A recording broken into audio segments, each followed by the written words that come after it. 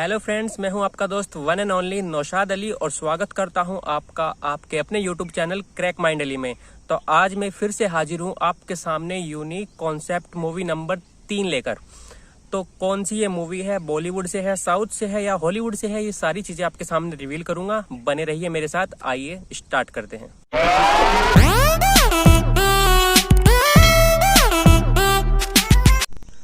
जिस मूवी की आज मैं आपसे बात करने जा रहा हूँ, ये एक बॉलीवुड मूवी थी, साल 2010 में आई थी, जिसका नाम है प्रिंस।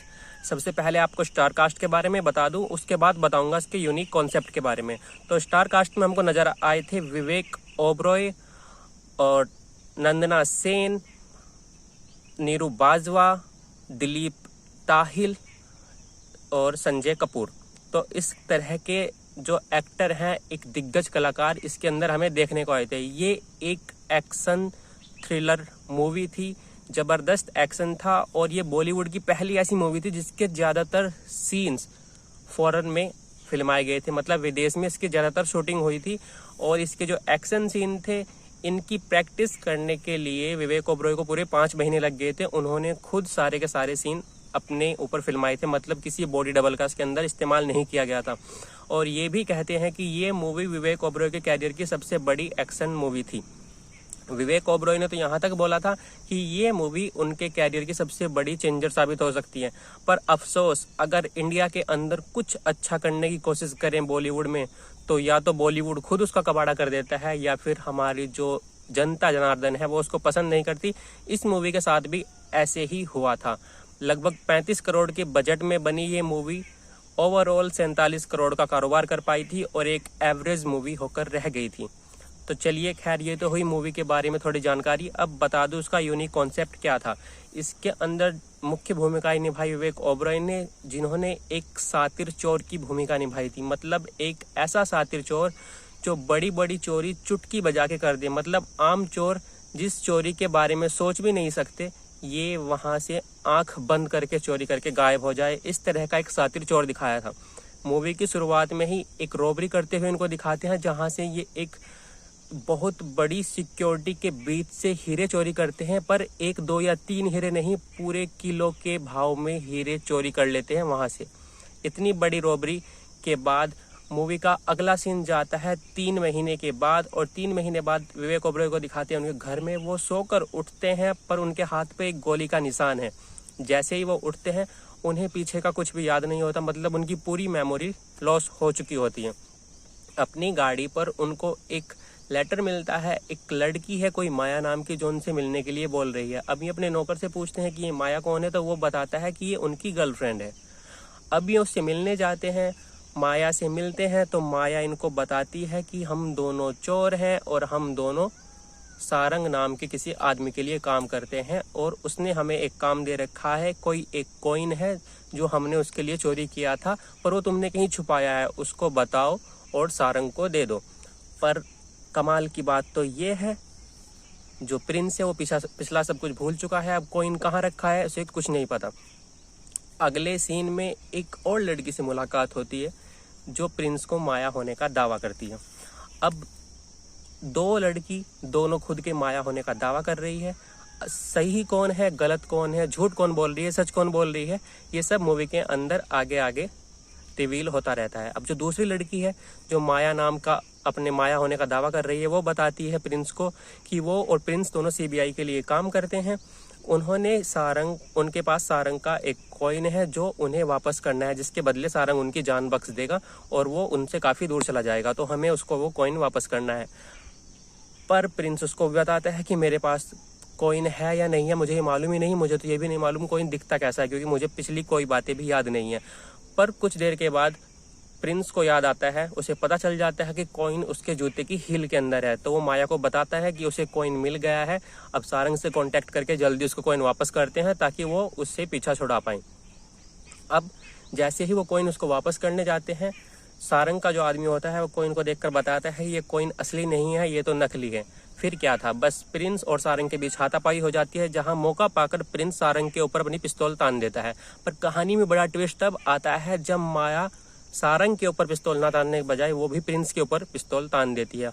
अब यहाँ पर हमको पता चलता है कि जो दूसरी लड़की माया बन के आई थी वो भी सही नहीं है, वो भी गलत है, वो भी सारंग से मिली हुई है। मतलब ये जो पूरा प्लान है ये उस कॉइन के लिए सारंग ने बिछाया था, क्योंकि जो प्रिंस की याददाश्त चली गई थी, सारंग ये देखना चाह रहा था कि उसे कॉइन के बारे में कुछ याद है या नहीं, उसने कॉइन छुपाया है, अगर छुपाया है तो अपनी गर्लफ्रेंड को जरूर बताएगा।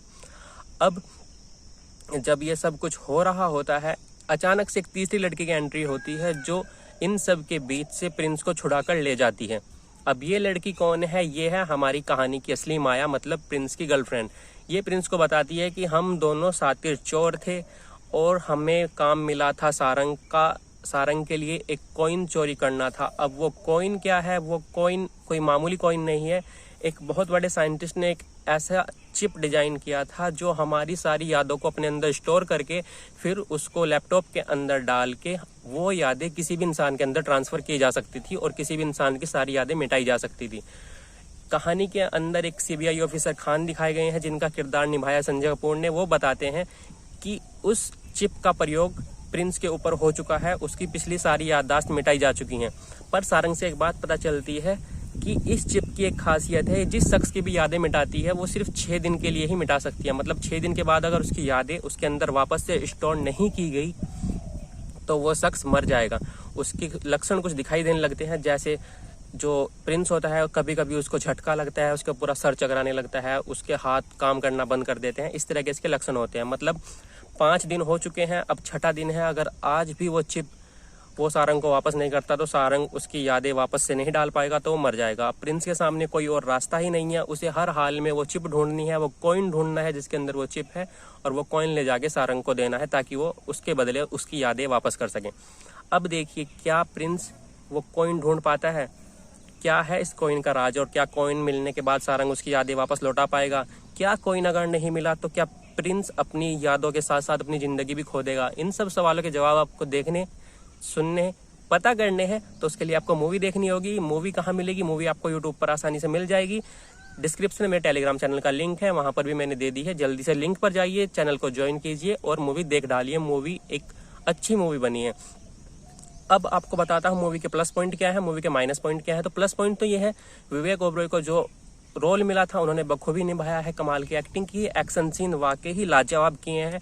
जो सुनने में आया था कि 5 महीने लगाए उन्होंने एक्शन सीन को खुद अपने हिसाब से बनाने के लिए, मतलब किसी बॉडी डबल का इस्तेमाल नहीं किया, खुद मेहनत की, वो मेहनत साफ तौर पे दिखाई देती है। तो ये तो था प्लस पॉइंट। अब माइनस पॉइंट की अगर बात करूं, माइनस पॉइंट सबसे बड़ा है मूवी का विलेन। मतलब विलेन को जितना बड़ा दिखाया गया है, जितना उसका किरदार दिखाया गया है, एक तरह से खौफनाक, मतलब किसी को नहीं छोड़ता। कोई उसके बारे में अगर जरा भी जान जाए, कोई उससे जुए में जीत जाए तो उसको भी मार देता है। इतने बड़े अगर विलेन का रोल कोई प्ले कर रहा है और वो उसमें वो छाप ना छोड़ पाए, मतलब अगर देखने वाला उससे डरे ही ना तो फिर विलेन कहाँ का हुआ? विलेन तो वो होता है ना जो देखने वाले दर्शक के अंदर एक डर पैदा हो, उसके अंदर एक डर कायम कर सके, तो लगता है कि हाँ विलेन दमदार है। सबसे बड़ी कमजोर कड़ी इस मूवी की विलेन ही है। मतलब विलेन में ना तो वो एक्टिंग की है जिसको देख के लगे कि ये विलेन है, और ना जिस तरह का उसका किरदार बनाया गया था उस हिसाब से वो अपना प्रभाव छोड़ पाता है। तो सबसे बड़ी कमजोर कड़ी तो यही रहती है मूवी के अंदर। बाकी अगर और बात करूँ कैरेक्टर्स की, तो बाकी सबने अच्छा इस्तेमाल किया है। मेन कमजोर कड़ी सबसे बड़ी यही लगी, मतलब जैसे बॉलीवुड के विलन दिखाते हैं कि एक बंदा पीछे उसकी पूरी गैंग अपनी गैंग के बदौलत बस चल रहा है, तो वो ही कुछ इसमें दिखाया गया है। अलग से कोई छाप नहीं छोड़ पाया, ना चेहरे के एक्सप्रेशंस, उसके वो किरदार की जो अंदर की सिचुएशन होती है, जो बयां करने वाली होती है, एक्सप्रेशन से जो डर पैदा करना होता है, वो एक्सप्रेशन भी उसके चेहरे पर कहीं दिखाई नहीं देते हैं। बाकी बात करूं प्रिंस की, तो प्रिंस एक overall one time watch movie बनकर रह गई है इस वजह से। अगर विलेन अच्छा होता तो मूवी एक और टक्कर की हो सकती थी।